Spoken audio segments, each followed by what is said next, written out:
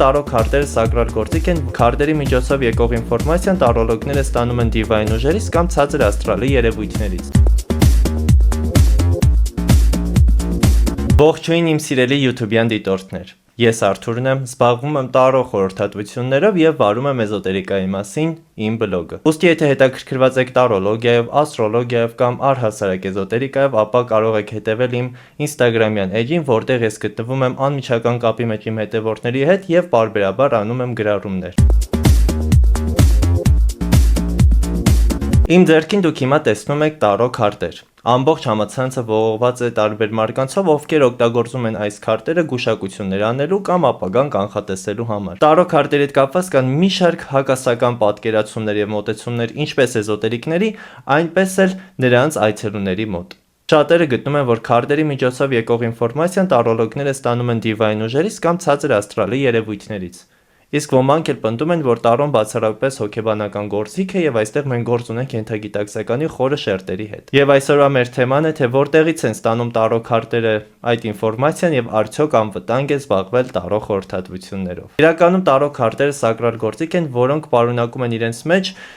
հզոր ինֆորմացիա էզոտերիկայի տարբեր ճյուղերի, նումերոլոգիայի, աստրոլոգիայի, կաբալայի, ալքիմիայի, ինչպես նաև կրոնի մասին։ Եվ ինչպես ցանկացած գործիք, այն կարելի է օգտագործել թե լավ, թե վատ նպատակներով։ Որոշողը գործիքը կիրառողն է։ Իսկ եթե ցանկանում եք իմանալ, թե ինչպես են ստեղծվել տարրո քարտերը, ովքեր են դրանց հեղինակները, ինչու են դարձել այդքան տարածված եւ սիրված, Վերևի հղմամբ կարող եք դիտել Hermit Talks-ի իմ նախորդ էպիզոդը։ Պրակտիկ կիրառման մեջ տարրո քարտերը չունեն մեկ հստակ ինֆորմացիայի աղբյուր։ Աղբյուրները տարբեր են։ Իսկ թե որ աղբյուրից կօգտվի մասնագետը, դա արդեն ինդիվիդուալ մոտեցման արդյունք է։ Այս հաղորդման շրջանակներում ձեզ ներկայացնելու եմ այն հիմնական աղբյուրները, որտեղից տարրո քարտերը վերցնում են ինֆորմացիան։ Տարրոյի առաջին աղբյուրը, որը ամենից շատն է մարդկանց մեջ վախ եւ հետաքրքրություն առաջացնում, իհարկե դիվային ուժերն են։ Շատերը գտնում են, որ աշխատելով տարրո քարտերի հետ մենք բացում ենք պորտալ ցածր աշխարհի երևույթների համար եւ սկսում ենք ինֆորմացիա ստանալ նրանցից։ Իրականում այս աղբյուրը նույնպես շատ լայն կիրառում ունի եւ իրապես շատ մասնագետներ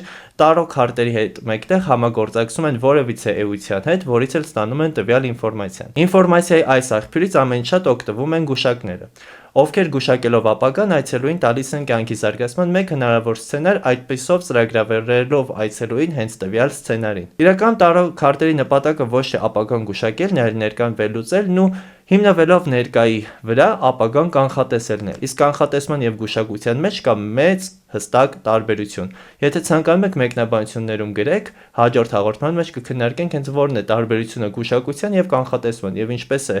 պետք տարրոյի հետ աշխատել էկոլոգիապես մաքուր եւ անվտանգ տարբերակով։ Տարրո քարտերի համար ինֆորմացիոն աղբյուր կարող են հանդիսանալ հենց այցելուի էներգոդաշտը։ Բոլորս ունենք մեր էներգոդաշտը, որտեղ տպվում, պահպանվում է մեր արարքները, մեր մտքերը, մեր կյանքի հետ կապված ինֆորմացիան, ինչպես նաեւ մեր շրջապատող մարդկանց մտքերը նույնպես պահպանվում են մեր էներգոդաշտում, սակայն դա մենք չենք գիտակցում։ Այսպիսով տարրոլոգը խորհրդատվության ընթացքում մուտք է գործում մեր անձնական էներգոդաշտ եւ այնտեղից ստանում է անհրաժեշտ ինֆորմացիան, որն էլ հենց քարտերի սիմվոլների միջոցով կարողանում է վերծանել եւ ներկայացնել մեզ։ Ուստի շատ հաճախ հենց խորհրդատվությունների ընթացքում տարրոլոգները կարողանում են հստակ ինֆորմացիա տրամադրել ձեր ներկայի, ձեզ հուզող հարցերի եւ ձեր մտավախությունների մասին, որովհետեւ այդ ինֆորմացիան նրանք ստանում են ուղիղ հենց ձեր էներգոդաշտից, որտեղ կա ամեն ինչ ձեր մասին։ Տարրո կանխատեսումների ժամանակ ինֆորմացիայի աղբյուր է հանդիսանում նաեւ համընդհանուր ինֆորմացիոն դաշտը, որը հայտնի է նաեւ տարբերակների տարածություն կամ աքաշիկ քրոնիկոն անվանմամբ։ Համաձայն այս տեսության, էներգետիկ պլանում գոյություն ունի մի տարածություն, որտեղ պահպանվում է ողջ ինֆորմացիան մեր անցյալի, ներկայի եւ ապագայի հավանական սցենարների մասին։ Այսպիսով խորհրդատվության ժամանակ տարրոլոգը կպնում է այդ ինֆորմացիոն դաշտին եւ այնտեղից ստանում է ինֆորմացիան ձեր ներկայի, անցյալի եւ ապագայի մասին։ Սակայն շատ կարեւոր է հասկանալ, որ այդ ինֆորմացիոն դաշտ կոչվածում պահպանվում է ապագան ոչ միայն մեկ տարբերակով, այլ այնտեղ ապագայի հարյուրավոր եւ անսահման զարգացման տարբերակներ կան եւ կախված նրանից թե մենք այսօր մեր ներկայում ինչ որոշում կկայացնենք եւ ինչ քայլեր կիրականացնենք, համաձայն դրա էլ ձևավորվի մեր ապագան։ Եվ այստեղ մենք կրկին առնչվում ենք գուշակության եւ կանխատեսման էական տարբերության հետ եւ կրկին անգամ հիշեցնում եմ, եթե ցանկանում եք, որ հաջորդ հաղորդումը նվիրված լինի հենց տարող գուշակության ու կանխատեսման, ինչպես նաեւ վերլուծության տարբերություններին, գրեք մեկնաբանություններն, որ իմանամ հետաքրքրված եք։ Հիմա համացանցում շատերն են ներկանում, որ նրանք տարող վերլուծություններ են իրականացնում, տարող կանխատեսումներ են իրականացնում, բայց երբ որ լսում ես տվյալ մարդկանց, նրանք պարզապես անում են տարող գուշակություններ եւ իրենց գուշակությունը զուտ որպես վերլուծություն մարքեթինգային տեսանկյունից վաճառում են այցելուներին, սակայն դա շատ սխալ եւ վտանգավոր մոտեցում է։ Պետք է նշեմ նաեւ, որ շատերը այդ ինֆորմացիոն դաշտին անվանում են կոլեկտիվ անգիտակցական,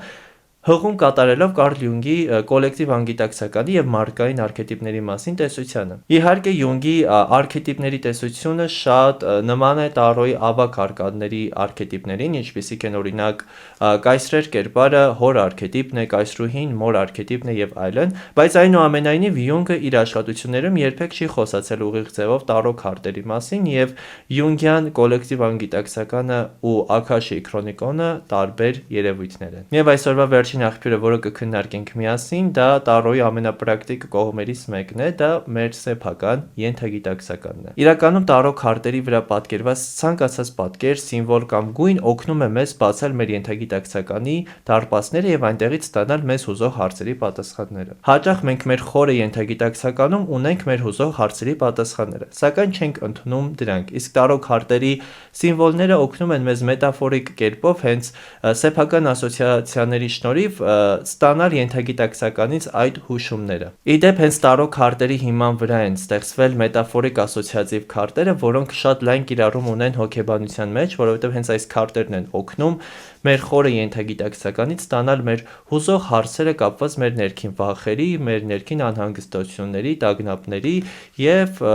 իրավիճակների մասին։ Ինչպես նշեցի հաղորդման սկզբում, Տարո քարտերը ոչ միայն պատկերներ ու սիմվոլներ են, այս քարտերը իրենց մեջ ներառում են կոնսպեկտ մեր բոլոր ժամանակների էզոտերիկ գիտելիքների եւ շատ ուղիղ կապ ունեն թվագիտության, աստրոլոգիայի, ալքիմիայի եւ հերմետիկ ուսմունքների հետ։ Եթե մասնագետը տիրապետում է էզոտերիկայի այս ճյուղերի, նույնպես այդ գիտելիքը օգնում է ավելի հստակ կատարել իր տարո վերլուծություններն ու կանխատեսումները, բայց դա արդեն այլ հաղորդման թեմա է։ Եթե հետաքրքրված եք այս կոնտենտով, ապա մի մոռացեք լայքել այս հաղորդումը եւ մեկնաբանություններում կիսվել ձեր տպավորություններով ու կարծիքներով։ Հենց այդ տարբերակով եք դուք ինձ մոտիվացնում նոր էլ ավելի հետաքրքիր հաղորդումներ նկարելուն եւ ինչպես նաեւ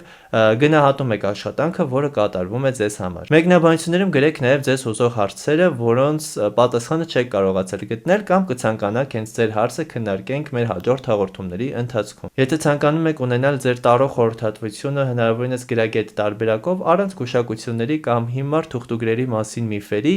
գրեք անձնական նամակ իմ Instagram-յան էջին կամ WhatsApp հեռախոսահամարին, որը դուք հիմա տեսնում եք ձեր էկրանին։ Այսօր այսքանն է իմ սիրելի YouTube-յան դիտորդներ, չմոռանաք բաժանորդագրվել ալիքին, որ բաց չթողնեք մեր հետագա հաղորդումները։ Ինչպես նաև ալիքում կգտնեք ձեր հորոսկոպի նշանի կանխատեսումը 2026 թվականի համար։ Լավ մնացեք։